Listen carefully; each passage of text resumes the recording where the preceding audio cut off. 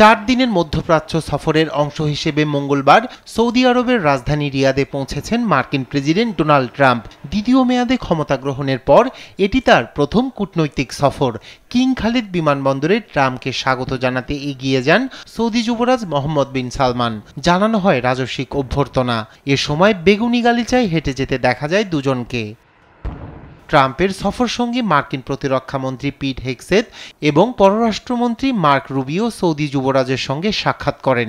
এরপরই কিং খালিদ বিমানবন্দরের বিশেষ কক্ষে প্রাথমিক বৈঠক সারেন ট্রাম্প ও যুবরাজ সালমান।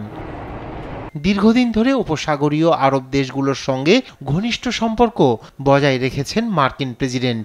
এই অঞ্চলের সঙ্গে সম্পর্ক আরও জোরদার করতে তার এ সফরে সৌদি আরব, কাতার ও সংযুক্ত আরব আমিরাতে একাধিক বৈঠকে যোগ দিবেন তিনি।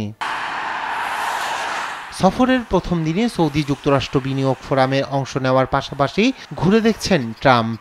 কৃত্রিম বুদ্ধিমত্তা বা এআই প্রযুক্তিকে ঘিরে বৈশ্বিক কেন্দ্র হতে চাওয়া সৌদি আরব ও সংযুক্ত আরব আমিরাত এ ফোরামকে ঘিরে দেখছে নতুন সম্ভাবনা।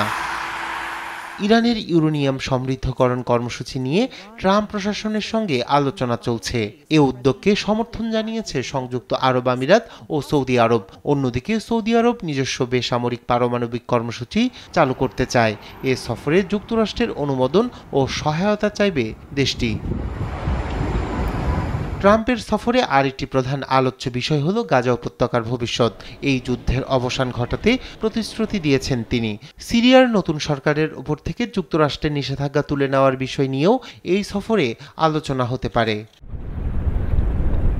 এছাড়া পারস্য উপসাগরের নাম পাল্টে আরব উপসাগর হিসেবে ঘোষণা দিতে পারে ট্রাম্প।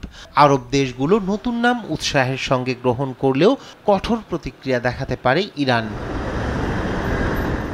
ঐতিহাসিক এ সফরে তেলের উৎপাদন বাড়ানো নিয়ে সৌদি আরবের সঙ্গে গুরুত্বপূর্ণ সিদ্ধান্ত হতে পারে।